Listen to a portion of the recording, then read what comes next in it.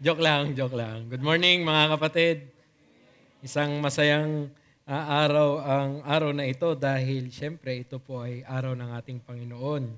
At tayo ngayon ay magkakasama para sambahin siya. Wala ang ating pastor, siya po ay magtuturo at siya po ang guest speaker sa Solideo Gloria Baptist Church. So isama natin siya sa ating panalangin. Ako pong naatasan magturo ng Sunday School at kagaya po ng nalalaman ng marami kapag ganitong oras ng umaga, pag huminto lang po ako, i-play nyo lang po yung remote, aandar lang po ulit ako noon.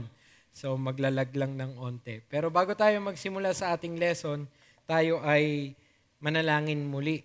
Samahan niyo ako mga kapatid. Let us pray. Salamat Panginoon sa oras na ito na kami ay pwedeng mag-aral about sa isa pa pong figure sa kasaysayan na ginamit ninyo para po sa paglaganap ng Ebanghelyo sa lugar ng Inglaterra at ganoon din sa kanyang mga gawa ay naging influential siya sa mga Kristiyano at nakatulong ng malaki sa maraming aspeto at maraming pagkakataon sa iba't ibang mga Kristiyano sa pamamagitan ng kanyang mga kasulatan. As we try to study His life and His masterpiece, we pray, Lord, that you point us to Christ and that you point us to the faith of which our elder brother has creatively and cleverly expounded upon in the faith that he has in Christ.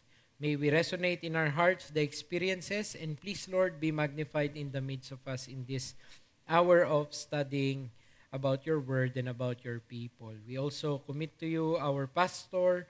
Help him, Lord, sa kanyang mga pagtuturo. Sana maging pagpapala ang kanilang pagbisita doon at palakas ang mga kapatiran namin doon sa pamamagitan niya. Itong aming dalangin sa pangalan ni Jesus. Amen. So, my topic for today is John Bunyan and his Pilgrim's Progress. Just to be in line with the historical biography na ating pinag-aaralan sa ating series sa Sunday School na tinuturo ng ating pastor. So I ask permission, are you gonna teach, Pastor, about one of the Puritan Baptists sa panahon kasi sila Kitch at yung mga yon ay nasa Puritan era. So sabi niya, you are free to do so. And you just go on. Wala naman siyang balak na ituro pala si John Bunyan because there is a reason. Bago ko simulan yung lesson at wala naman kayong mga handouts pa, gusto ko lang sabihin sa una na si John Bunyan ay hindi ang ating pinaghahanguan ng marami sa ating mga teolohiya. He was not the stalwart of our theology, although he was a great cause or a great na factor kung bakit lumaganap ang spiritualidad na gusto natin. So while our ecclesiology and the way we do things in the church is not primarily through his teaching, he still contributed to the spirituality that we Reformed Baptists adhere to. And in that, we give honor. So let me grant you a text, Hebrews 11:13-16, habang wala pa kayong mga handouts, so baka wala na nga talaga. Just follow me with your eyes. Itong sabi ng text, "This all died in faith, not having received the promises, but having seen them afar off, were assured of them, embraced them, and confessed that they were strangers and pilgrims on the earth. For those who say such things declare plainly that they seek a homeland. And truly, if they had called to mind that country from which they had come out, they would have had opportunity to return. But now they desire a better, that is a heavenly country. Therefore, God is not ashamed to be called their God, for He has prepared a city for them." In one of the expositions of the writer of Hebrews concerning our faith, isa sa identification o isa sa classification ng mga saints is that they are called pilgrims. Mga estranghero o kaya Tagalog, manlalakbay sa mga sa daigdig na ito. So, hindi sila, ang isang categorization ng mga tunay na mananampalataya ay tanggap nila na sila ay mga wala talagang possessions dito, hindi talaga ito ang final destination, and they're just passing through. And with that, they need to live in faith. And that's what we will see with John Bunyan and his Pilgrim's Progress. Kagaya nung nasabi ko kanina,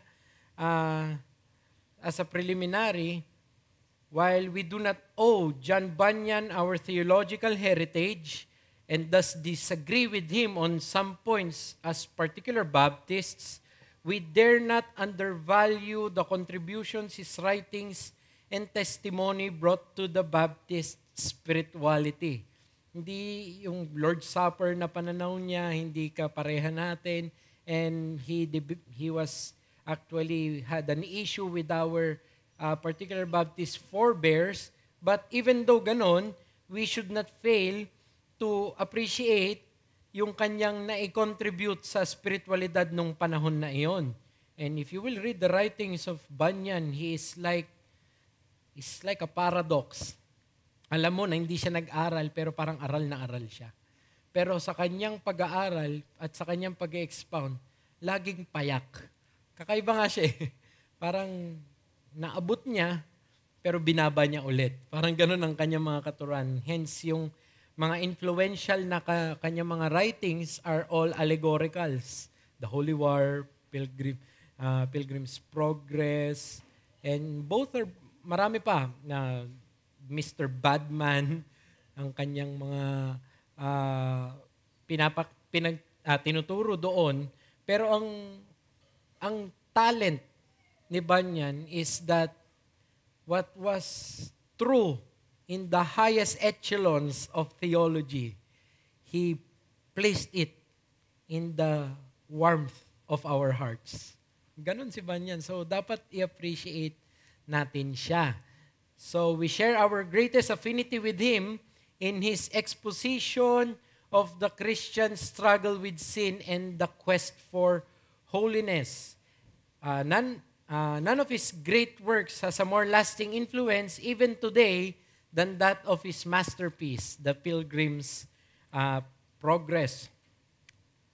So, let's affirm, if ever there was a fiction that is so grounded in truth and reality, I would have to say, it is Bunyan's Pilgrim's Progress.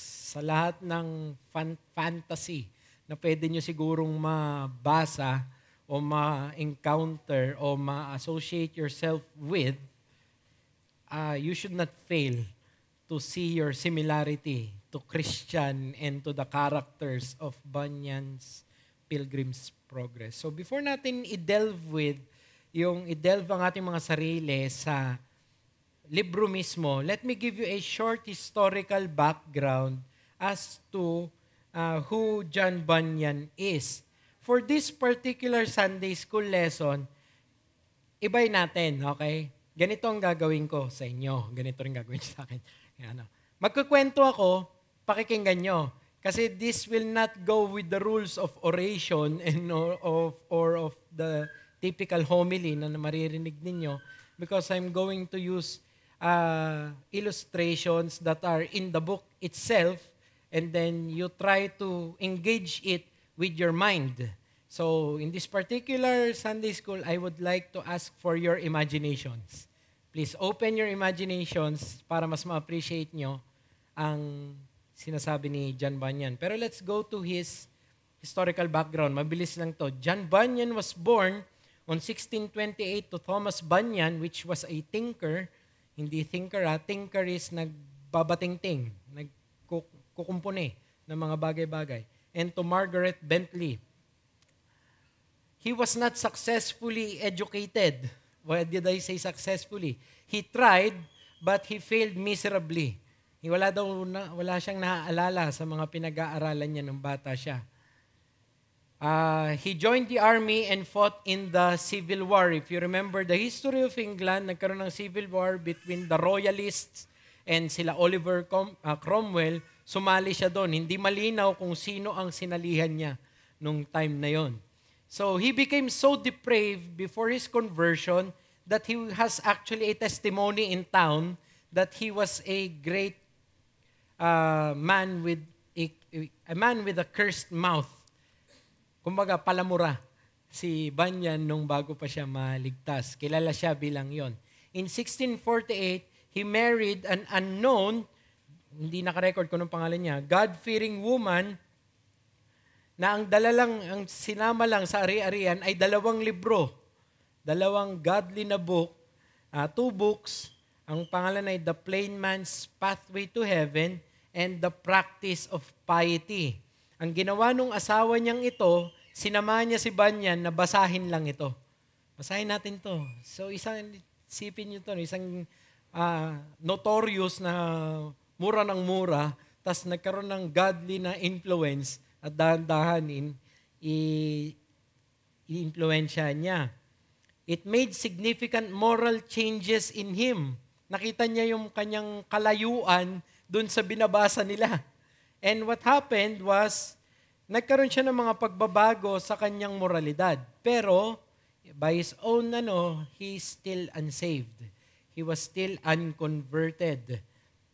In 1651, he was introduced by pious women to John Gifford. By the way, yung pious women na yan yung famous na account na pinapakinggan niya, nagkwekwentuhan about kung ano yung temptations ni Satanas, yung gano'n. Nakikiasyoso lang siya. At inugali niya na pakinggan kasi yung pinag-uusapan nito mga babaeng ito sa kanila, sa town, ay mga godly things. At nagkakaroon siya ng interest dahan-dahan. Until eventually, itong mga babaeng ito, sinama na siya. Halika, pakilala ka namin sa pastor namin, si Pastor John Gifford, who eventually became his pastor in Bedford and guided him in the faith. So very instrumental si John Gifford sa kanyang buhay.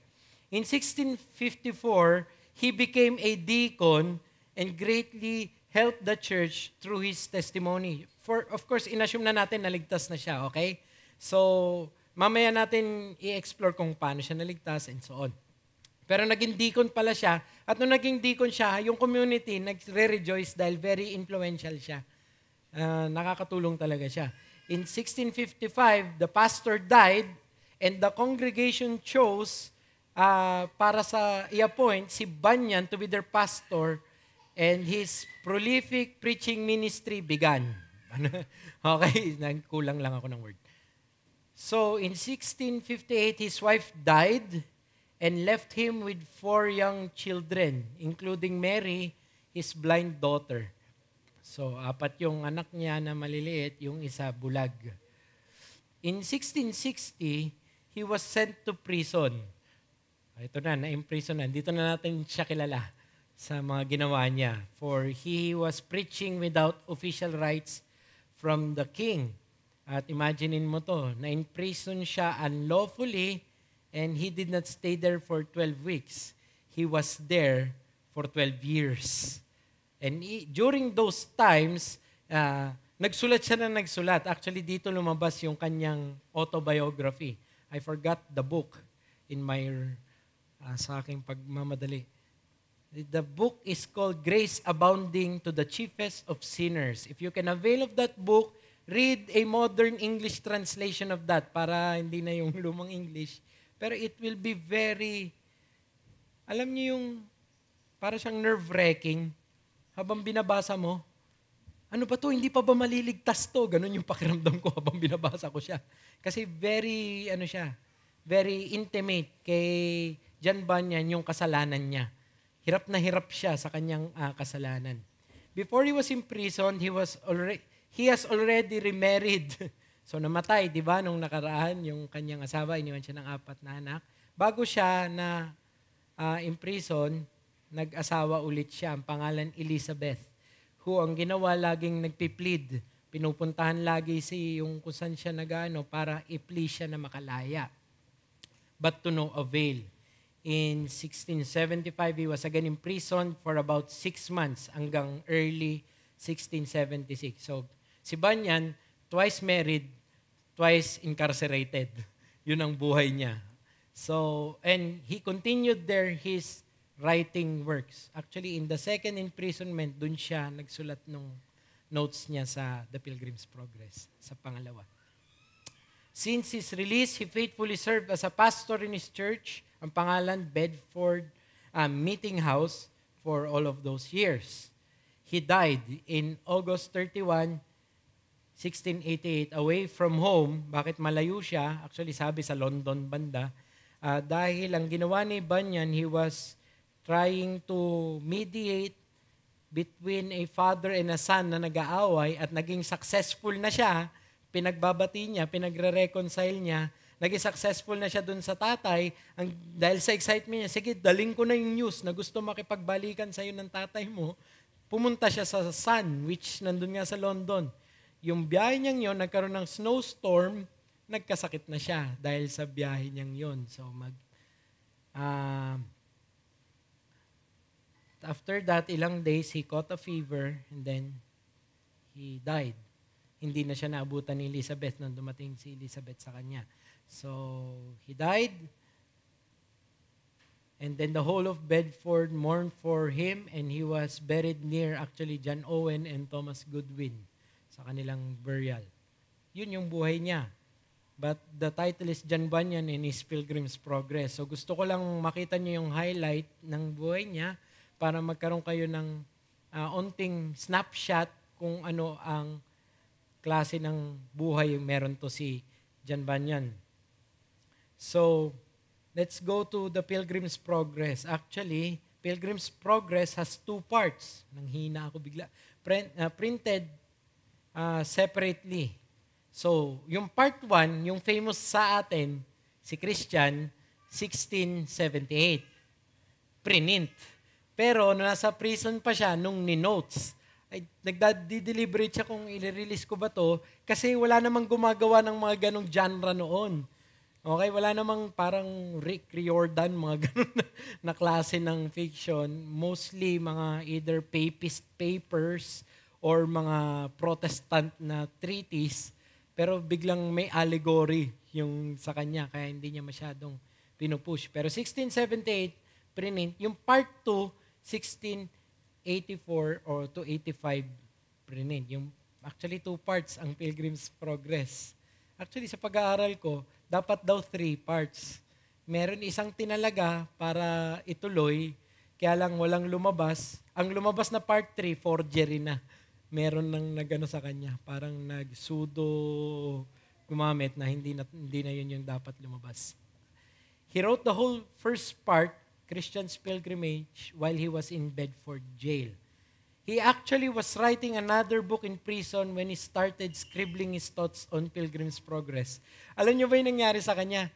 Meron siyang ibang pakay, tapos may naisip siyang isang senaryo. Isulat ko nga lang. Ewan ko kung nangyayari sa inyo to, sa akin hindi.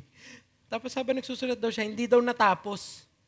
And 20 thoughts came to him, and 20 thoughts came to him, and 20 thoughts came to him, until naging isang epic na yung kanyang naisulat. Imagine mo yung mind ng taong ito, no? Tapos hindi aral. Pero ganun ang kaya niyang gawin. Naging prolific siyang writer at yung thoughts niya very napakaganda. So, he wrote it intentionally as an allegory, but was reluctant to print it for there was not many of such being printed then. But he pursued to print it in hope that readers will find truth and sabi niya, sweet waters from his allegories and dark clouds. Yun yung sabi niya sa kanyang preface. Actually, para siyang I had a dream. Ganito yung Pilgrim's Progress. Basahin niyo po siya, maganda siya. Meron akong napanaginipan. Tapos di mo na papansin, ikaw reader, pumasok ka na doon sa panaginip niya. At napakaganda. I'll try to expound some of it. The crucial key in understanding many accounts in Pilgrim's Progress is to read it in light of Bunyan's own testimony as he records it in his autobiography, Grace Abounding to the Chief of Sinners. So, let me just say na as you go through it, you cannot but help see that Bunyan derives his characters from his experiences and his knowledge of the Bible. He's really so biblical, Bibline siya. Pag nagsasalita siya, kahit sa autobiography niya, habang nagsasalita siya, may mga pumapasok na text sa kanya. Hindi ko maiwasan, may hambing ang aking sarili doon sa Deuteronomy. Bigla na siyang gumaganon. Such a man that is so, kung kulang na lang, ininfest ng salita ng Diyos. Hindi mawala-wala sa kanya yung salita ng Biblia. So let's go to the biblical presentation. Eto na, magda-dive in na tayo sa Pilgrim's Progress. Let's do sino nakabasa na ng Pilgrim's Progress? Sino pa? Wala. 1, 2, ilan lang? Okay, part 1 and 2, sino nakabasa ng both parts? Okay, meron din. Sige. Kayo dito. Kayo joke lang. The author made great efforts in vividly illustrating what the Christian life is with all of its aspects in the entire book. Makinig po kayo, magkukwento na po ako dito. It is highly commendable in giving us instructions and examples for both faith and practice. Actually, the depiction of salvation as represented in the entire book is that which is typical of a Puritan pastor's theology of salvation. Grace from beginning to end. Yun ang Pilgrim's Progress. It's all by grace. Sabi ni Joel Beeke at ni Randall Pederson, Bunyan's insight into mankind's desperate plight and God's redeeming grace makes this legendary classic. Regeneration, faith, repentance, justification, mortification, sanctification, and perseverance are poignantly painted for us in biblical, doctrinal, experiential, and practical detail. Hashtag, no college degree. Pero ganun niya na i-present. He was really a gifted na writer. The best way to appreciate Bunyan's understanding of salvation is to read the book itself. I cannot recommend it na, I highly recommend it pala. Kung di nyo pa po siya nababasa, imbes na mag-scroll kayo, magbasahin nyo po siya. At makikita nyo yung sarili ninyo matra-transport. Kayo na yun, yung nagpipilgrim. Nagpipilgrimage doon kasama ni Christian sa kanyang book. So ito yung mga aspeto. Hinimay-himay ko lang kasi the book tackles so much. Pero let's focus on some of it na mga themes. And then, I'll give you the background story behind it. So, kung napanood nyo na yung Hashira, ako yung back story. Ako yung biglang nagpa-flashback. Okay? So, una, conviction of sin. Medyo matagal to kasi dito siya madami. Marami siyang karanasan. Ang item natin is the reading of the book. Nung umpisa, faithful interpretation of true work of grace. Hindi ko po ikukwento lahat Binibigay ko lang na ito yung mga nagre-represent doon sa doktrina. So, Bunyan's own life is filled with constant agony over being convicted by sin. Pag binasa mo siya, ang tagal talaga. Chapter 1, basahin mo yung autobiography niya. Chapter 8 ka na, hindi pa siya naliligtas. Ganun katagal, nagre-wrestle lang siya. Ang tagal convicted siya ng kasalanan. Hindi ako worthy, mukha akong tipaklong. Basta ganun siya sa kanyang sarili. Harsh siya sa kanyang sarili. His awareness of his own sinfulness and unworthiness of being saved was both profound and prolonged. Nagva-vacillate siya between assurance and not. And alam mo yun, may promises pero hindi para sa akin. Ganon ang kanyang salvation experience. He saw in increasing intensity the disgrace of his own sinful testimony as an unbeliever. Ito yung kanyang autobiography. Listen to him. But it was my original and inward pollution, my sinful nature that was my plague and my affliction, that I was more loathsome in my own eyes than was a toad. Alam niyo po yung toad? Hindi yan yung palakang bukid. Karag sa Ilocano yun. Alam niyo yun, yung ayaw mong hawakan. Then I was a toad. And I thought I was so in God's eyes too. Sin and corruption would naturally bubble out of my heart as water would bubble out of a fountain. I now thought that everyone had a better heart than I had. I would have had changed hearts with anybody. Listen to this. Maybe you have said these words.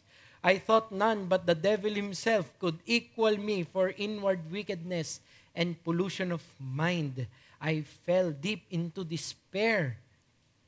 Therefore, at the sight of my own vileness, for I concluded that I could not receive God's grace in the condition that I was in. Certainly, I thought I was forsaken by God.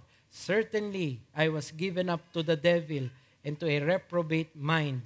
I continued in this condition a long while, even for some years together. So, ganito ang kanyang pananaw. Talk about being depressed. Here's a guy that championed it. Ito siya, itong tingin niya sa kanyang sarili, hindi ako karapat-dapat, alam na niya kung ano yung biyaya, pero hindi para sa akin, tinatalikuran niya, and so on. Genuine conviction of sin will lead to an honest admitting and abhorring of the heart's true state. While hindi pa yun yung naging conversion ni Banyan, pero that reflects tunay na pagkamuhi sa kasalanan. Ang tunay na repentance po, ang tunay na conviction of sin, hindi niya pinapababaw yung kasalanan. Hindi siya magsasabi na lahat naman may kasalanan, di ba? Hindi yun tunay na nagsisisi. Ang tunay na nakakakita sa kanyang kasalanan, ang tingin niya sa kanyang sarili ang pinakamarumi. Hindi karapat-dapat. Wala pong tunay na nakakaunawa kung anong kasalanan na ipagtatanggol niya yung kanyang pagiging makasalanan. Ganito po talaga mangyayari sa tunay na conviction ng kasalanan. Sabi ng Romans, "Wretched man that I am, who will deliver me from this body of death?" 1 Timothy 1:15, the saying is trustworthy and deserving of full acceptance, that Christ Jesus came into the world to save sinners, of whom I am the foremost. In the old language, I am chief. I rank highest among them. So that's conviction of sin. Ito, law and sin. This is one of the most instructive na episode sa akin nung binabasa ko yung Pilgrim's Progress. Ang item natin is Christian, the pilgrim, was overwhelmed at Mount Sinai. Tapos yung image of dirty parlor, interpreter's house, and faithful afflicted by Moses. Explain ko lang ganito. Tatlong magkaibang episode yan, pero ang hina-highlight niyan, kung anong ginagawa ng batas sa isang nagtatry maligtas. Okay? So si Christian, tinawag na siya ni evangelist, tinuro niya yung daan. Dito yung narrow way.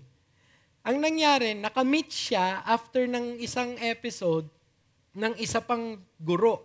Ang pangalan, si Worldly Wise Man.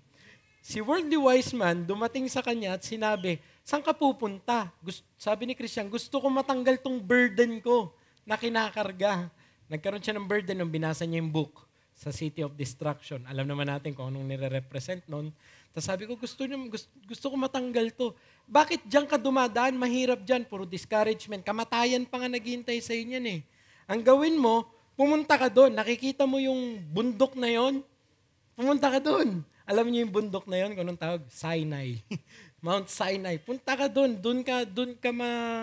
Pag na-overcome mo yon, doon mawawala yung burden mo. Ibang bundok yung pinapuntahan ni Worldly Wise Man, no? Doon sa Mount Sinai na yon. Ang nangyari, habang lumalapit na siya, it seems na parang pataas ng pataas yung bundok na hindi niya ma-overcome.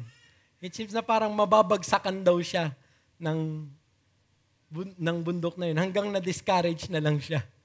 Yun yung experience ni Christian pagdating sa Mount Sinai. You know what John Bunyan is teaching there? You cannot be saved by the law. Hindi matatanggal ang burden mo gamit ang batas. Pagdating niya sa interpreter's house, so may nangyari doon na ni-rescue ulit siya ni evangelist, may nagano sa kanya, tumulong sa kanya doon na ibinalik siya sa narrow way. Pagdating niya sa next episode, meron yung interpreter's house. Sa interpreter's house, pinakitaan siya ng maraming vision. Ang isa doon, meron isang dirty room na tinatry linisan ng isang tao na meron siyang rake. May walis. Dirty, malikabok. Pero hindi nila tinataboy niya lang yung alikabok. Until such time, dumating yung may tubig, binuhusan niya. Alam niyo yung pagpapakita rin nun, hindi ka rin matatanggalan ng kasalanan gamit ng batas na to. Kailangan the water. Ang kailangan, so it signifies ibang gagamitin na righteousness para dyan. Pero pinaka-instructive, si Faithful. Ang forma ng gara. Kumbaga si Faithful, kinikwento niya. Actually, nakapunta ako dun eh. Sabi niya, nagkakwentuhan sila ni Christian. Ang nangyari sa akin, umakyat ako, tapos nung malapit na ako, may biglang sumalubong sa akin na tao. Yung biglang sumalubong sa akin, bigla ako sinapak. Pag! Tumba si Faithful. Tapos, bakit mo ako sinapak? Because of your inclination to Adam the first. Tapos, tumatayo ulit siya, nakaka-recover. Tapos, sinapak na naman. Pak! Tumba na naman. Tapos sabi niya, ayoko na, mercy, mercy. Ang ginawa ng tao, sinapak ulit. Pak! There is no mercy for you. Alam niyo kung sino yung tao? Si Moses. Nasa Sinai siya si Moses. Anong sinasabi ulit ni John Bunyan doon? You cannot be saved by the law. It will only make it worse. It will make it more heavy. And di ba ito yung katuruan ng scripture sa atin? Pilgrim's Progress is graphically portraying the truth that the law cannot save from sin and only shows us our sinfulness and condemns us for it. As I am reading it, no? Ito yung depiction ng kasalanan natin. Kung gusto mo, sa pamamagitan ng batas, kaya ka maliligtas, ito lang ang magaganap dyan. Pahihirapan ka lang at pahihirapan nung standard ng batas. Hindi niya maaabot yung gusto mong puntahan. Sabi ng Galatians, yet we know that a person is not justified by works of the law, but through faith in Jesus Christ, so we also have believed in Christ Jesus in order to be justified by faith in Christ and not by the works of the law. Because by works of the law, no one will be justified. Wala ang matatanggal ang kanyang burden of sin by the law. It's only through faith. Ano pa sabi ng text? Galatians 3:10, for all who rely on works of the law are under a curse. For it is written, cursed be everyone who does not abide by all things written in the book of the law, and so do them. The very commandment that promised life proved to be death to me. Mamamatay na si Faithful dun sa encounter na yun until may nag-rescue sa kanya. Nag-rescue sa kanya si Christ dun sa episode na yun. Justification, redemption, and atonement. Faithful, hopeful confession, Greatheart's exposition of the merits of Christ. My favorite character is Greatheart sa Pilgrim's Progress. If you would know si Great, I wish may ganun. Para siyang, parang Scheider, tagapagtanggol ng kalawakan. Ganun ang dating ni Greatheart doon. Pero lahat ito ay account na nagtuturo kung anong justification, kung ano ang redemption and atonement. Whenever Bunyan wants to express a doctrine fully sa Pilgrim's Progress, alam niyo mangyayari, magkakaroon ng interpolation. Habang naglalakad sila, nagtatanungan sila. He does so by making his characters converse in a catechized fashion. Galing nga. Parang, alam niyo yung catechism, di ba? There are two people, one will say the question and then the other will answer. By that, mako-convey yung truth. So actually, that's the Puritan way of teaching doctrines. What is repentance? What is justification? Pero sa kanila, may characters na nag-uusap. At habang nag-uusap sila, pag binabasa mo, parang, yun nga yung tinuturo, yun nga yung sinasabi. Pero in plain fashion. Ang galing nga niya parang nagkaroon ng Bunyan's Catechism sa loob ng mga chapters nung dream niya. We can see Bunyan's view of salvation as orthodox and evangelically sound in these catechisms. Now, the law came in to increase the trespass, but where sin increased, grace abounded all the more. For with the heart, one believes and is justified, and with the mouth, one confesses and is saved. Mga tenets lang to ng justification and atonement. I do not nullify the grace of God, for if righteousness were through the law, then Christ died for no purpose. Medyo tagalan natin dito kasi may issue dito. Ito ang isa sa issue sa mga Puritans tungkol sa conversion. Did I double that?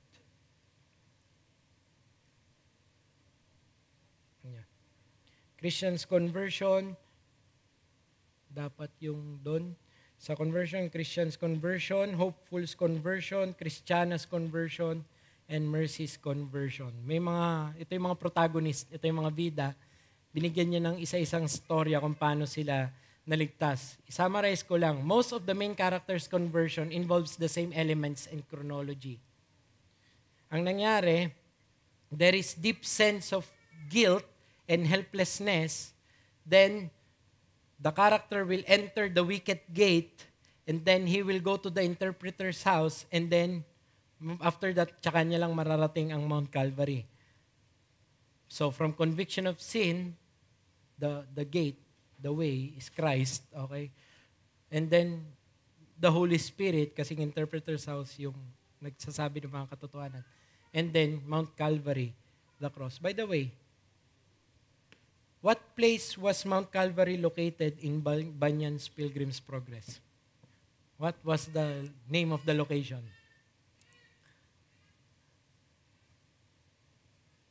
It was not called Calvary. No, it's called Deliverance. The place is called Deliverance. Doon siya na-delivered from when the burdens of my heart rolled away.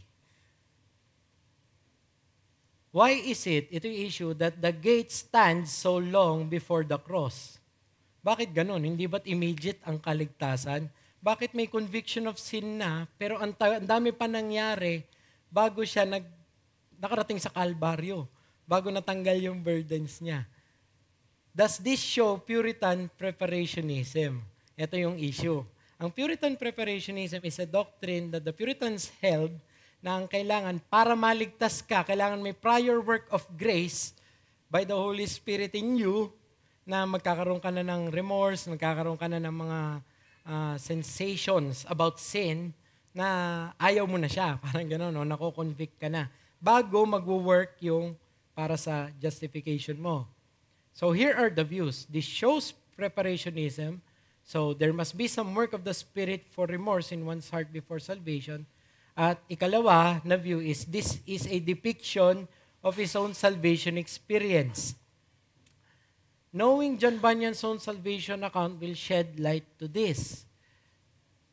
Having first known his sinful condition and the gospel's cure, he struggled within for a season. Nagbigay ako ng quotation sa inyo. It was for years.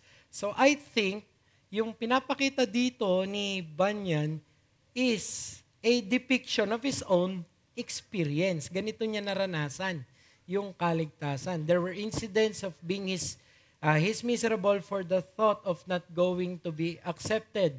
After some time, he came to a realization that Christ has taken away the guilt of his sins and so was exceedingly joyful. So affirmations, it indeed depicts the view of preparationism due to its chronology. Hindi natin pwedeng itanggi. Tinuro talaga nila to. Doesn't mean that they are Puritans, that they got it all right. Okay? We do not adhere to this, but it is their view. Pero, though it is so, it doesn't take away the orthodoxy of Bunyan's view of salvation. For it is still through the same elements of conversion, faith in Christ, and repentance. Yun pa rin naman ang pinag-uusapan, in the faith in the person and work of Christ. Bunyan already explicitly catechized his own belief in salvation and even gave a personal note in the Wicket Gate account. Pag binasa niyo yung Pilgrim's Progress, may editorial comment siya sa gilid. Ang nakalagay ito, there is no deliverance from the guilt and burden of sin but by the death and blood of Christ. So nagkukwento siya, tapos nag-regress siya, sinulat niya dito sa gilid. Gusto ko maging malinaw. Tanging kay Kristo lamang. Yun ang sinasabi niya. So this is my assessment. It is both.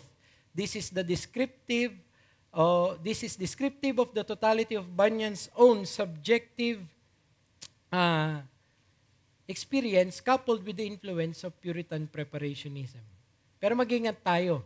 To push it as to say that Bunyan here is prescribing. Doc, a prescription is something given that you ought to take. Okay?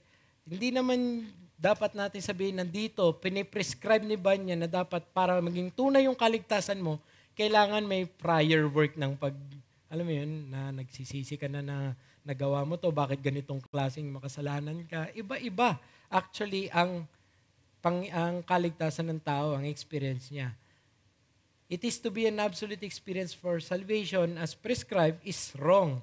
Tandaan natin, yung kaibigan ni Christian, si Faithful, wala siyang preparationism. Diretso siya. Actually, ang pinakatapat sa Pilgrim's Progress ay si Faithful. Kaya nga Faithful, di ba? Pero hindi siya nag-turn to the left or turn to the right. Hindi siya napunta sa ibang landas. Dire-diretso lang siya nung naligtas na siya hanggang sa kanyang kamatayan. In this allegory, we have to be careful to say if the author is showing this as a prescription for everybody, for it may also be that he meant it only for description of his own journey. So, like any narrative, hermeneutics to, like any narrative, not everything described is prescribed. Okay? It may be descriptive, but it is not prescriptive. For example, si David nagkaroon ng ilang asawa. That is descriptive. That is not prescription na ang tunay na mga hari at ng mga anak ng Diyos dapat magkaroon ng maraming asawa. Hindi po. Those are descriptions of narration, not prescriptions of principalizations. Okay? Mag-ingat po tayo sa paghawak natin ng ganon. So, what is irreducible to a genuine conversion experience is not the events preceding it. It is repentance and faith in Christ. So, iba-iba po tayo ng pagdating sa Kalbaryo. Lahat po tayo na mananampalataya, dapat dumating kay Kristo. Tama? Dapat lumapit kay Kristo. Pero the journey before that, iba-iba tayo. Some come to Christ very joyful, very happy. Others, like me, I was very confused before I came to Christ. Kasi Bible school student na ako, kagagraduate ko lang. And then, may nabasa akong book na nag-a-address ng self-righteousness ko, doon ako tunay na ligtas. Confusing sa akin. Nung after ko naligtas, tsaka ako naging joyful. Tumawag ako kay John. John, naligtas ako. Hindi siya naniwala. Naligtas ka? Hindi, naniwala naman siya. Pero iba-iba tayo. Hindi yun ang magiging catalyst. Kaya mag-ingat tayo na sasabihin natin, hindi ka tunay na mananampalataya. Kasi iba yung storya ng kaligtasan. Mag-ingat tayo doon. Huwag tayo maglagay ng isang bagay na maging standard na hindi naman nilagay ng Biblia. Ang nilagay na kondisyon ng Biblia para sa kaligtasan ay ikaw ay magsisi at manampalataya. Hindi kung alam mo ba kung yung verse na 2 Corinthians 5:17 or gano'n. Hindi yun ang qualification. The qualification is, unless ye repent, ye shall all likewise perish. That whoever believes, yun yung mga kondisyones ng tunay na kaligtasan. Hindi to sa paramihan ng kung anong nalalaman, paramihan ng, o kaya naman, ikaw, hindi ka talaga umiiyak, yung kasama mo, umiyak nung naligtas, kailangan ba umiyak din po ako? Hindi. It doesn't need to be like that. Actually, pwede rin na para kang si John Bunyan. Ilang taon mo nang alam ang pagiging makasalanan mo. At nagre-wrestle ka, nagsisisi ka lagi, pero hindi ka talaga tunay na, o nagsosorry, nagiging remorseful ka, pero hindi ka tunay na nagsisisi. Pwede rin naman ganoon. Pwede rin naman, na bata ka pa lang, alam mo na kagad kung anong pinakamahalagang bagay sa buong mundong ito. Napakaganda ng sovereignty ng Diyos sa kaligtasan. Huwag natin ikahon. No, I tell you, unless you repent, you will all likewise perish. Sabi ng Acts, to open their hearts so that they may turn from darkness to light and from the power of Satan to God, that they may receive forgiveness of sins and a place among those who are sanctified by faith in me. So, kasabay ng matinong pagtuturo sa kaligtasan, meron din naman yung mga hindi matino. Meron, papakita rin ni John Bunyan yung mga rival views of salvation. Dandyan yung mga suggestion ni worldly wisdom. Oh, by the way, si formalist and hypocrisy. si ignorance at si talkative. I am very weary of talkative because he's like me. I can talk the theology. Pero nanggaling siya sa ibang landas. Nagtabi silang ganun. Pero iba, hindi siya pumasok sa gate. Umakyat siya sa pader ng City of Destruction. Then nagtagpo na lang sila. Yun, si talkative. So, mag-ingat tayo. We may know how to talk the talk. But are we really walking the walk? Are we really in the right way? So may mga other views. Si Worldly Wisdom, maraming suggestion. Yung suggestion niya, nilid si Christian na nakilala niya tong iba. Si formalist, si legalist, at si hypocrisy. Marami siya makikita doon na walang kaligtasan na tunay na binibigay yan.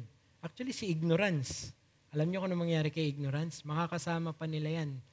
Parang may cameo lang yan nung una, tapos magiging character siya sa huli na main. Hanggang sa dulo, nasa pilgrimage pa si ignorance. Alam niyo kung pinapakita niya doon? You can go through all of life hanggang sa kamatayan na hindi mo talaga alam kung sino yung tunay na tagapagligtas. At iisipin mo makakapasok ka sa syudad niya in the celestial city. I'll say something about that later. But all of these characters suggest or came in from another way from the wicked gate and narrow gate. Bunyan is insisted throughout that true salvation is only through the true way, Christ, through faith only in His work and person, not ours, but that it should be seen in our works too.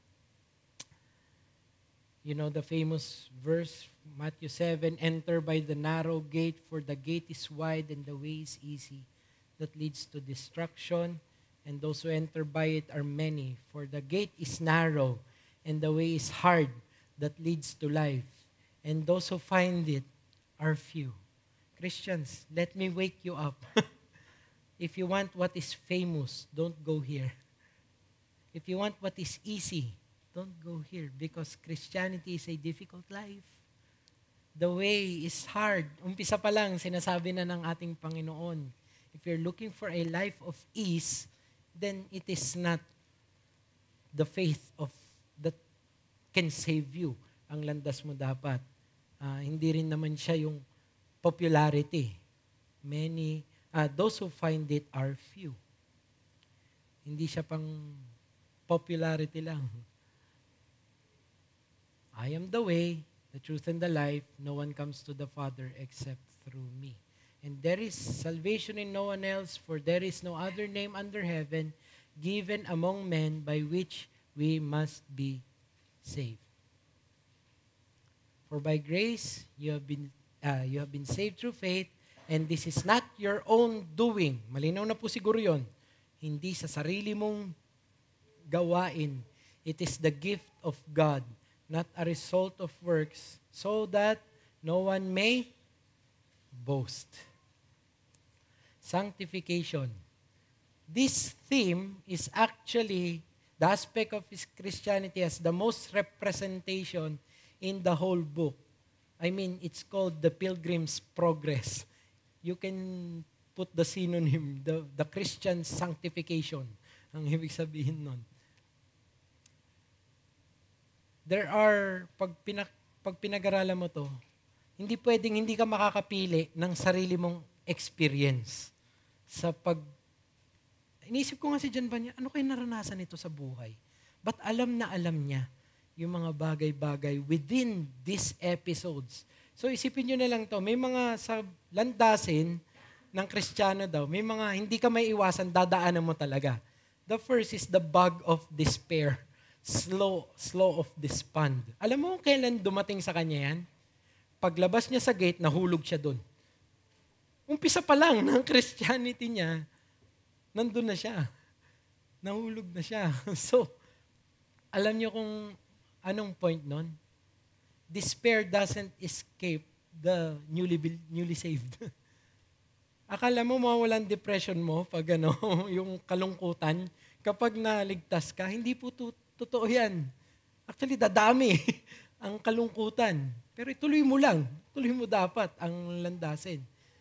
At hindi lang yon, may unavoidable din na kailangan daanan, tawag enchanted ground. Alam niyo kung ano nangyari sa enchanted ground? Na hehele sila. Para mga bata natin ngayon. Ganun, inaantok sila. So pagpapakita rin yun na sa landasin ng Kristyanidad, may mga times na hindi yung kalungkutan ang magpapabackslide sa'yo. Alam niyo kung ano? Dahan-dahang hele.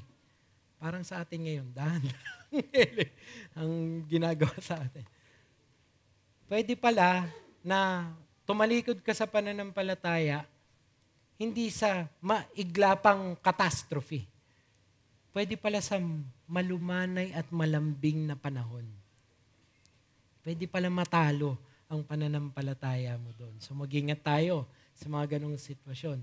And of course, there is the valley of the shadow of death. Every Christian is going to go through this valley na takot siya, walang kasama, punong-puno ng danger, but he has to go through it. That's the valley of the shadow of death, as according to depiction. Pili ka kung saan ka nanghihina. Sa despair, sa loneliness, sa darkness, o sa enchantment ng ibang bagay. And there are overwhelming encounters. The hill of difficulty, doubting castle and giant despair is one of the most instructive. Alam niyo ba sa landasin ng Christian, doubting castle, isang kastilyo na bigla silang kinidnap at doon sila punesto. At ang nagbabantay ay isang higante. Hindi nila matalo. Alam niyo kung ano yung nakapagpalaya sa kanila? Meron susi na binigay na nandun pala sa kanila. It was only the time na nakalaya sila at nakatakas from despair. Listen to me, my fellow depressed people. Nung naalala niya na, sandali, nasa akin pala yung mga pangako ng Diyos. The key of promise. Gusto kong bumili ng token, bigyan ko lahat ng kilala kong ano. Tandaan niyo yung susi na to sa motor to ni Paulo. Pag Hindi, pero yun lang, even Banyan, with all of his depression, he understood there is only one key against this castle. Castle, impenetrable, hindi mo siya matitibag. You cannot use force against the giant.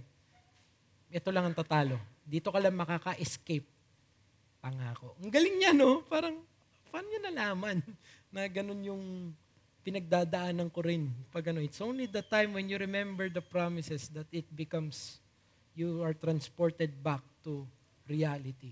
Pilgrims inevitably will be subjected to a panoply of challenges. So wag po kayong magtaka, may mga pagdadaanan po tayong lahat. Siyempre, meron din yung compromise with world standards. Alam niyo po kung saan yan dinipict? Vanity Fair. In Vanity Fair, parang SM, ano yung likod ng SM? Yung maraming festivities. Sky Ranch. Parang ganun. Yun ang Vanity Fair sa kanila. Maraming pwedeng pagkatuwaan. Pero alam niyo kung sino nakakulong doon? Si Faithful. At ang usapan, pakakawalan ka lang namin kapag sasalihan mo kami. Yun ang standard ng mundo. Hindi siya, ayaw niya. Alam niyo ang ginawa kay Faithful? He was martyred in Vanity Fair. Si Christian at si Faithful, na-encounter ng Vanity Fair, nakulong doon, yung isa nakalaya, nakaalis, yung isa namatay na doon. Ano ibig sabihin nun? Was Faithful unfaithful? No. Ang point nga ni Banyan doon, in your quest for faithfulness, you can die unless you compromise to the world. Which is no, hindi pwede. Ang galing nga ng kanyang mga depictions Spiritual refreshments. Kung mayroong mga negative, may positive din naman. The arbor of rest. Alam niyo yung arbor of rest? Sa hill of difficulty, mamimili ka ng daan. Ang ganda talaga. Sana kaya ko ikwento sa inyo lahat. Mamimili ka ng daan, mapapagod ka, hirap na hirap si Christian doon. Pero onting lagpas niya lang doon sa slope ng hill of difficulty, may binigay yung may-ari ng hill na kapahingahan nila. Arbor of rest. You see, in the Christian journey, God gives those time of, meron din na makakapagpahinga ka. The Palace Beautiful. Alam niyo kung anong nasa Palace Beautiful? Ayaw na umalis doon ni Christian, pero sinabi sa kanya, hindi, kailangan mo pa rin tuloy. Pero doon na siya nagstay, doon siya nagpalakas. Alam mo, paglabas niya doon, kung ano nang hawak niya, Chen? Shield of faith, breastplate of righteousness, the sword of the Spirit, the helmet of... May baluti na siya. Ito yung mga bagay na binibigay ng Panginoon ng Celestial City na dadaanan mo para mapalakas ka niya sa journey mo. And of course, the delectable mountains. It's a time na punong-puno lang sila ng nourishments. Milk and honey is flowing like this and like that. So, ang sinasabi ni Christian dito, there are times in the valleys and there are times that it is good in Christianity. Pero ang isa sa spiritual refreshment sa kanila, the lessons of great heart.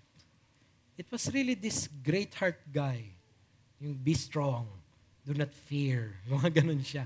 Maintindihan niyo kung sino si Greatheart pag pumunta tayo sa dulo. Si Greatheart kasama ni Christiana.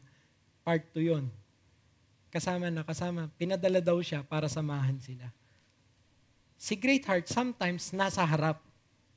Sometimes nasa likod para walang maiwan. Alam niyo kung ano si Greatheart? He's a pastor. Pastor ng mas maraming pilgrims. Si Christiana, marami na sila. Very post-millennial lang mga Puritans. Mga anak na, nandun si Mercy, nandun. Si Mercy, na pangasawa niya yung isang anak ni Christian, si Matthew. Alam niyo yun? Ganon din pala gusto ni John Bunyan, kayo-kayo dito sa iglesia yung nagkakatuluyan. Parang ganon rin pala siya. Pero ang ganda ng journey. Yung part 2 po, nakaka-relax. Pag binasa niyo. Yung part 1, madamdamin. Yung part 2, dahil may great heart sila, sometimes nasa harap, si Apollyon, kinalaban ni Christian, mag-isa. Sila Christiana, nakaluhod lang sila, may great heart sila. Alam niyo, pagpapakita doon, napakalaking blessing na meron kang pastor na nag-aalaga sa'yo. Nakakaiyak si great heart doon. At hindi lang siya nagpuprotekta, nagtuturo pa siya. Yung turuan niya pa yung mga lessons nila. And of course, there are companions in pilgrimage. Si Faithful, si Hopeful, si Mercy, yung mga anak, si Greatheart.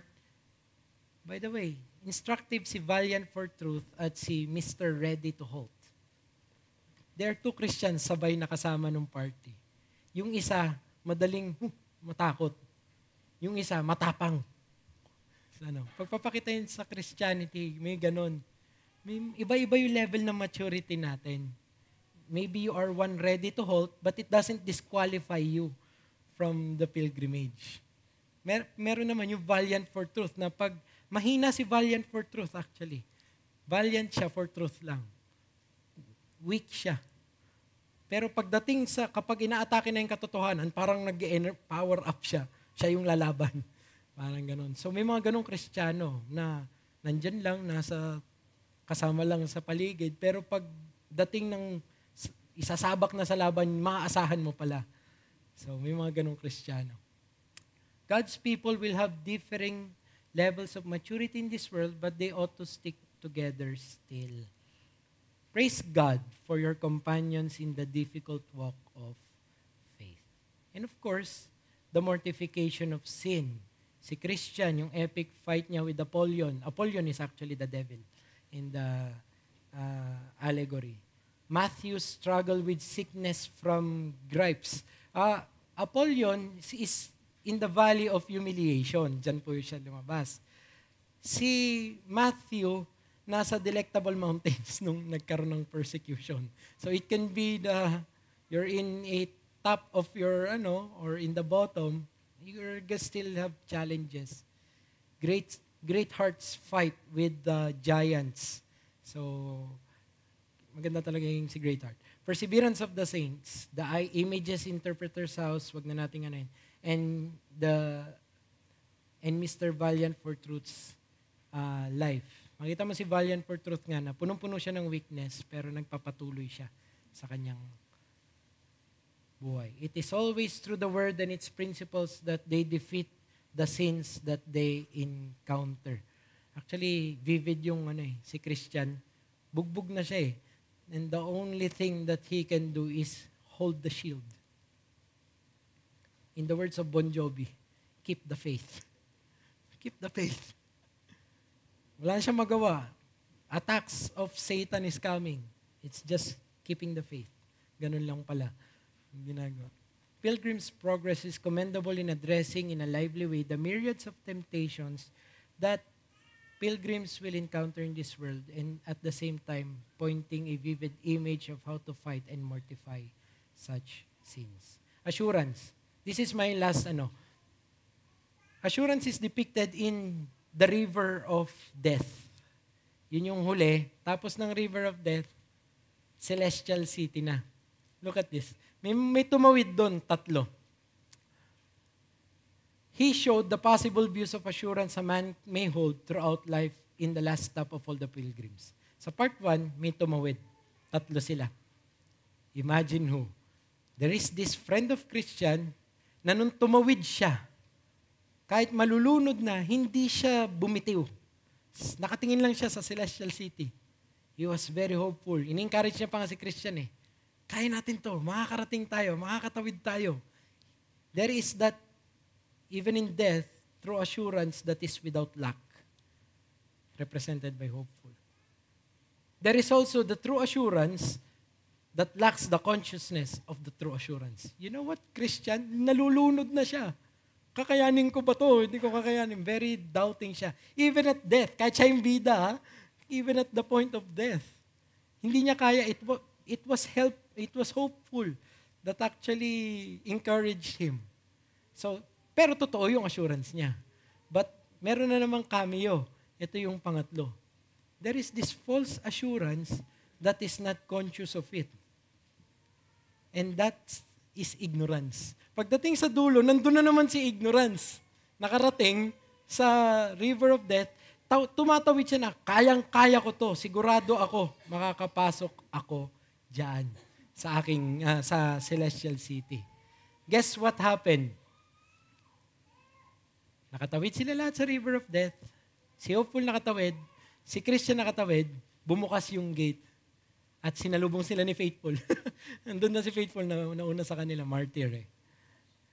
Si Ignorance, pagdating doon, nakatawid ng river of death, may bumukas din. Pero, hindi yung gate. May bumukas landas patungo sa impyerno. Napaka-instructive nun. Actually, doon natapos yung panaghinip niya. And behold, it was a dream. Ganun ang kasunod nun. Ang huling sinabi ni, the possibilities of assurance depicted in the book calls for a person's evaluation where one's assurance is founded. Alam mo, gustong iwan ni Banyan sa lesson na yon. Marami mangyayari sa Christianity natin o sa journey mo sa buhay. Saan nakasandigan ang pag-asa mo? Ikaw ba tunay ka? Na yung hope mo na kay Christ? Tunay ba na nasa faith in Christ ang pag-asa mo? Or you're like ignorance? So let me give, many will live their lives here so assured and confident of themselves and be rejected in the judgment day. Without the gospel, no amount of knowledge or goodness will save you. No amount. If you will live 1,000 years, 1,000 lives with 1,000 years each, and then full of good works, lahat ng thousands life na yun, then magkasala ka ng isa, it is not going to be enough to pay for that one little sin. Nasaan ang pag-asa natin? Dapat doon din natin iwan itong lesson na ito. Sabi ni Banyan, then I saw that there was a way to hell, even from the gates of heaven, as well as from the city of destruction. And you know what will get you to hell? Ignorance will take you there. So it doesn't mean na meron kang gustong sarili mo lang kaalaman, sariling diskarte. It doesn't mean na di mo narinig ang ebanghelyo, hindi ka karapat-dapat sa impyerno. At tignan nyo, ang lapit na niya, isang gate na lang, pero nahulog pa rin sa impyerno. Bakit? Kasi hindi siya dumaan sa tamang landas. Iisa lang talaga, that wicked gate and the narrow way. So, nasa handouts yung ating mga applications. You can read it because of time constraint. Persevere in your faith even if it is difficult for you by holding on to the promises of the celestial King. As the book title is, so should our orientation be, that we are called to be pilgrims in this world and that we are bound to progress in our holiness as we travel through it. There's a lengthy quote by Spurgeon. Basically, ang sinasabi niya lang dyan, I cannot highly recommend this enough. If you prick John Bunyan, the Bible will come out of him.